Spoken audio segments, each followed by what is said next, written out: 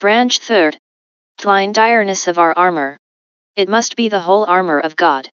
0h and this branch observe the quantity be or entireness of the saints furni ju tour or armor, fly whole armor of God. The Christian's armor must be complete, and that in a threefold respect. First, he must be armed in every part cap api, soul and body, the powers of the one, and senses of the other, not any part left naked. A dart may fly in at a little hole, like that which brought a message of death to Ahab, through the joints of his harness, and Satan is such an archer as can shoot at a penny breadth. If all the man be armed, and only the eye left without, Satan can soon shoot his fireballs of lust in at that loophole, which shall set the whole house on flame. Eve looked but on the tree, and a poisonous dart struck her to the heart. If the eye be shut, and the ear be open to corrupt communication, Satan will soon wriggle in at this hole. If all the outward senses of a man be guarded, and the heart not kept with all diligence, he will soon by his own thoughts be betrayed into Satan's hands. Our enemies are on every side, and so must our armor be, on the right hand and on the left. 2:6.7. The Apostle calls sin ipugriaf ev malfaturen, an enemy that surrounds us, he. 12i. If there be any part of the line unguarded or weakly provided, there Satan falls on, as we see the enemy often enter the city at one side, while he is beat back on the other, for want of care to keep the whole line. Satan divides his temptations into several squadrons, one he employs to assault here, another to storm there. We read of fleshly wickedness and spiritual wickedness. While thou repellest Satan tempting thee to fleshly wickedness, he may be entering thy city at the other gate of spiritual wickedness. Perhaps thou hast kept thy integrity in the practical part of thy life, but what armor hast thou to defend thy head, a judgment? If he surprise thee here, corrupting that with some error, then thou wilt not long hold out in thy practice. He that could not get thee to profane the Sabbath among sensualists and atheists, will under the disguise of such a corrupt principle as Christian liberty prevail. Thus we see what need we have of universal armor, in regard of every part. Second, the Christian must be in complete armor, in regard of the several pieces and weapons, that make up the whole armor of God. Indeed there is a concatenation of graces, they hang together like links in a chain, stones in an arch, members in the body. Prick one vein, and the blood of the whole body may run out at that sluice. Neglect one duty, and no other will do us good. The Apostle Peter, in his second epistle, CHI.5-7, presseth the Christian to a joint endeavor to increase the whole body of grace, indeed, that is health when the whole body thrives. Add, saith he, to your faith virtue. Faith is the file leading grace. Well, hast thou faith, and add virtue. True faith is of a working stirring nature, without good works it is dead or dying. Fides pingia acet operibus faith fattens or becomes strong on works, Luther. It is kept in plight and heart by a holy life, as the flesh which plasters over the frame of man's body, though it receives its heat from the vitals within, yet helps to preserve the very life of those vitals. Thus good works and gracious actions have their life from faith, and yet are necessary helps to preserve the life of faith. Thus we see sometimes the child nursing the parents that bear it, and therein he performs but his duty. Thou art fruitful in good works, yet thou art not out of the devil's shoot, except thou addest to thy virtue, knowledge. This is the candle without which faith cannot see to do its work. Art thou going to give an alms? If it be not oculata caritas, if charity hath not this eye of knowledge to direct when, how, what, and to whom thou art to give, thou mayst at once wrong God, the person thou relievest, and thyself. Art thou humbling thyself for thy sin? For want of knowledge in the tenor of the gospel, Satan may play upon thy ignorance, and either persuade thee thou art not humbled enough, when, God knows, thou art almost quackled with thy tears, and even carried down by the impetuous torrent of thy sorrow into despair, or else showing thee thy blubbered face, may flatter thee into a carnal confidence of thy humiliation. Perhaps thou seest the name of God disinured in the place where thou livest, and thy spirit is stirred within thee, as Paul's at Athens. Now if knowledge sits not in the saddle to rein and bridle in thy zeal, thou wilt be soon one. Quaquelle is an old word meaning to choke or suffocate. Ed. Carried over hedge and ditch, till thou fallest into some precipice or other by thy irregular acting. Neither is knowledge enough, except thou beest armed with temperance, which here, I conceive, is that grace, whereby the Christian, as master of his own house, so orders his affections, like servants, to reason and faith, that they do not irregularly move, or inordinately lash out into desires of, cares for, or joy in the creature comforts of this life, without which Satan will be too hard for thee. The historian tells us, that in one of the famous battles between the English and French, that which lost the French the day was a shower of English arrows, which did so gall their horse, as put the whole army into disorder, for their horse knowing no ranks, did tread down their own men. The affections are but as the horse to the rider, on which knowledge should be mounted, if Satan's barbed arrows light on them, so that thy desires of the creature prove unruly, and justle with thy desires of Christ, if thy care to keep thy credit or estate put thy care to keep a good conscience to disorder, and thy carnal joy in wife and child trample down or get before thy joy in the Lord, judge on which side victory is like to fall. Well, suppose thou marchest provided thus far in goodly array towards heaven, while thou art swimming in prosperity, must thou not also prepare for foul way and whether I mean an afflicted estate? Satan will line at hedges with 1,000 temptations, when thou comest into the narrow lanes of adversity, where thou canst not run from this sort of temptation, as in the campaign of prosperity.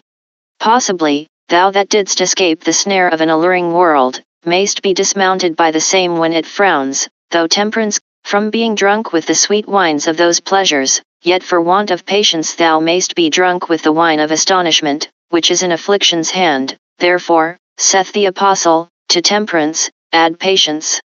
Either possess thyself in patience, or else some raving devil of discontent will possess thee. An impatient soul in affliction is a bedlam in chains, yet, too like the devil in his chains, who rageth against God, while he is fettered by him. Well, hast thou patience and excellent grace indeed, but not enough. Thou must be a pious man as well as a patient. Therefore, saith the Apostle, to patience, add godliness. There is an atheistical stupid patience, and there is a godly Christian patience. Satan numbs the conscience of the one, and so no wonder he complains not, that feels not, but the Spirit of Christ sweetly calms the other, not by taking away the sense of pain, but by overcoming it with the sense of his love. Now godliness comprehends the whole worship of God, inward and outward. If thou beest never so exact in thy morals, and not a worshipper of God, then thou art an atheist. If thou dost worship God, and that devoutly, but not by scripture rule, thou art but an idolater. If according to the rule, but not in spirit and truth, then thou art an hypocrite, and so fallest into the devil's mouth. Or if thou dost give God one piece of his worship, and deniest another, still Satan comes to his market. He that turneth away his ear from hearing the law, even his prayer shall be an abomination. Prince XXVIII. 9. Yet, Christian, all thy armor is not on. Thy godliness indeed would suffice, wert thou to live in a world by thyself, or hadst nothing to do but immediate communion with God. But, Christian, thou must not always dwell on this mount of immediate worship, and since when thou descendest, thou hast many brethren and servants of thy Father, who live with thee, in the same family, thou must comport thyself becomingly, or else thy Father will be angry. Thou hast brethren, heirs of the same promise with thee, therefore you must add to godliness brotherly kindness. If Satan can set you at odds, he gives a deep wound to your godliness.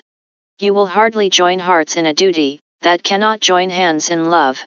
In the family there are not only brethren, but servants, a multitude of profane carnal ones, who though they never had the names of sons and daughters, yet retain to God's family. And thy heavenly Father will have thee walk unblameably, yet winningly, to those that are without, which that thou mayst do, thou must add to brotherly kindness, charity, by which grace thou shalt be willing to do good to the worst of men. When they curse thee, thou must pray for them, yet, pray for no less than a Christ, a heaven, for them. Father, forgive them, said Christ, while they were raking in his side for his heart blood. And truly, I am persuaded the want of this last piece of armor hath given Satan great advantage in these, our times. We are so afraid our charity should be too broad. Whereas in this sense, if it be not as wide as the world, it is too strait for the command which bids us do good to all. May not we ministers be charged with the want of this, when the strain of our preaching is solely directed to the saints, and no pains taken in rescuing poor captive souls, yet uncalled, out of the devil's clutches? He may haul them to hell without any disturbance, while we are comforting the saints, and preaching their privileges, but in the meantime, let the ignorant be ignorant still, and the profane profane still, for want of a compassionate charity to their souls, which would excite us to the reproving and exhorting of them, that they might also be brought into the way of life, as well as the saints encouraged, who are walking therein. We are stewards to provide bread for the Lord's house. The greatest part of our hearers cannot, must not, have the children's bread, and shall we therefore give them no portion at all? Christ's charity pitted the multitude, to whom in his public preaching he made special application, as in that famous sermon, most part of which is spent in rousing up the sleepy consciences of the hypocritical Pharisees, by those thunderclaps of woes and curses so often denounced against them. Matt. He again, how great advantage hath Satan from the want of this charity in our families? Is it not observed how little care is taken by professing governors of such societies for the instructing their youth? Nay, it is a principle which some have drunk in, that it is not their duty.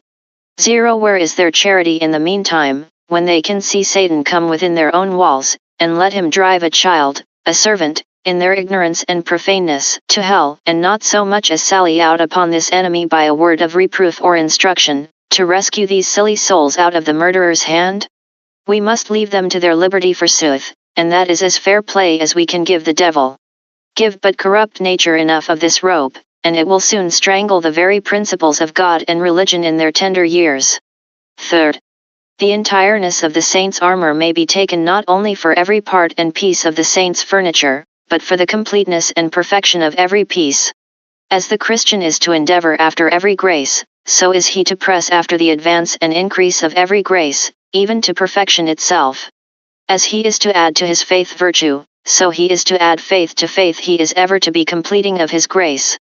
It is that which is frequently pressed upon believers. Be ye perfect, even as your Father which is in heaven is perfect. Matt. v. 48. And purify yourselves, as God is pure.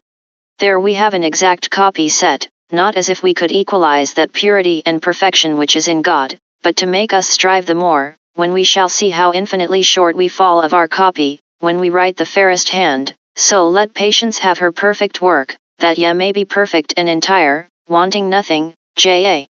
I 3, or be wanting in nothing. Thou who makest a hard shift to carry a little burden with thy little patience, wouldst sink under a greater. Therefore there is need that patience should be ever perfecting, lest at last we meet a burden too heavy for our weak shoulders.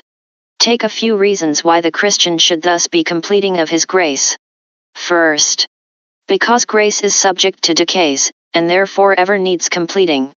It is as in an army, especially one which often engageth in battle, their arms are battered and broken, one man hath his helmet bent, another his sword gaped, a third his pistol unfixed, and therefore recruits are ever necessary. In one temptation the Christian hath his helmet of hope beaten off his head, in another his patience hard put to it. The Christian had need have an armorer's shop at hand to make up his loss, and that speedily, for Satan is most like to fall on when the Christian is least prepared to receive his charge.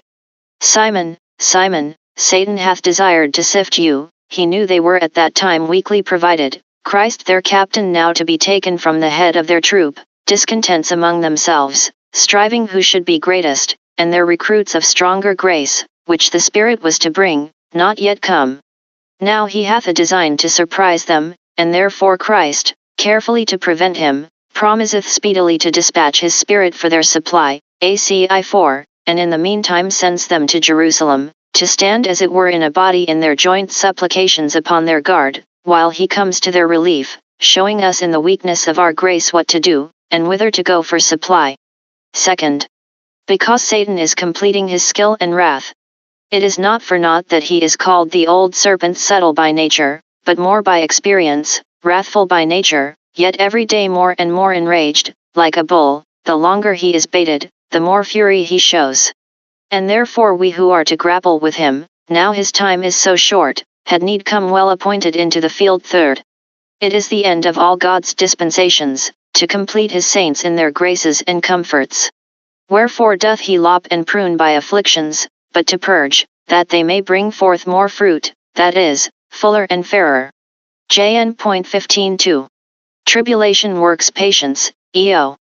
T3, it is God's appointment for that end. It works, that is, it increaseth the saints. Patience enrageth indeed the wicked, but meekens the saints.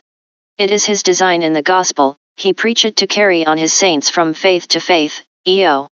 I-17, and accordingly he hath furnished his church with instruments, and those with gifts, for the perfecting of the saints, for the edifying of the body of Christ/EP 4.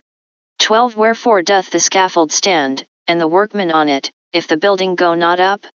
For us not to advance under such means is to make void the counsel of God. Therefore the apostle blames the Christian Jews for their non-proficiency in the school of Christ, when for the time ye ought to be teachers, ye have need that one teach you again which be the first principles of the oracles of God. He. Use and application. Use. 0 How few are there who endeavor thus to promote in their spiritual state, and labor to perfect what is yet lacking in their knowledge, patience, and the rest. 1 Tell some of adding faith to faith, 1 degree of grace to another, and you shall find they have more mind to join house to house, and lay field to field. Their souls are athirst, ever gaping for more. But of what? Not of Christ or heaven. It is earth. Earth they never think they have enough of, till death comes and stops their mouth with a shovelful, digged out of their own grave. What a tormenting life must they needs have, who are always crying for more weight, and yet cannot press their covetous desires to death. 0 Sirs, the only way if men would believe it to quench this thirst to the creature, were to enkindle another after Christ in heaven. Get but a large heart vehemently thirsting after these, and the other will die alone, as the feverish thirst doth when nature comes to her temper. 2 Others labor not thus to perfect grace, because they have a conceit they are perfect already, and upon this fancy throw away praying, hearing, and all other ordinances, as strings for those babes in grace to be carried by, who are not arrived to their high attainments. 0 What fools does pride make men? Truly heaven were no such desirable place, if we should be no more perfect than thus a sort of people that are too high for this world, and too low for another. The way by which God cures this frenzy of pride, we have in these days seen to be something like that of Nebuchadnezzar, to give them the heart of a beast, I mean, for a time, to suffer them to fall into beastly practices, by which he shows them how far they are from that perfection they dreamed of so vainly. 3 Others who have true grace, and desire the advancement of it, yet are discouraged in their endeavor for more, from too deep a sense of their present penury. Bid some such labor to get more power over corruption, more faith on, and love to God, that they may be able to do the will of God cheerfully, and suffer it in the greatest afflictions patiently, yet, thankfully, and they will never believe, that they whose faith is so weak, love so chill, and stock so little in hand, should ever attain to anything like such a pitch. You may as well persuade a beggar with 1 poor penny in his purse, that if he shall go and trade with that, he shall come to be Lord Mayor of London before he die. But why, poor hearts, should you thus despise the day of small things? Do you not see a little grain of mustard seed spread into a tree, and weak grace compared to it, for its growth at last as well as littleness at first? Darest thou say thou hast no grace at all? If thou hast but any, though the least that ever any had to begin with, I dare tell thee, that he hath done more for thee in that, than he should in making that which is now so weak, as perfect as the saints' grace is now in heaven. 1. He hath done more, considering it as an act of power. There is a greater gulf between no grace and grace, than between weak grace and strong, between a chaos and nothing, than between a chaos and this beautiful frame of heaven and earth. The first day's work of both creations is the greatest. 2. Consider it as an act of grace. It is greater mercy to give the first grace of conversion, than to crown that with glory. It is more grace and condescension in a prince to marry a poor damsel, than having married her, to clothe her like a princess. He was free to do the first or not, but his relation to her pleads strongly for the other. God might have chosen whether he would have given thee grace or no, but having done this, thy relation to him, and his covenant also, do oblige him to add more and more, till he hath fitted thee as a bride for himself in glory.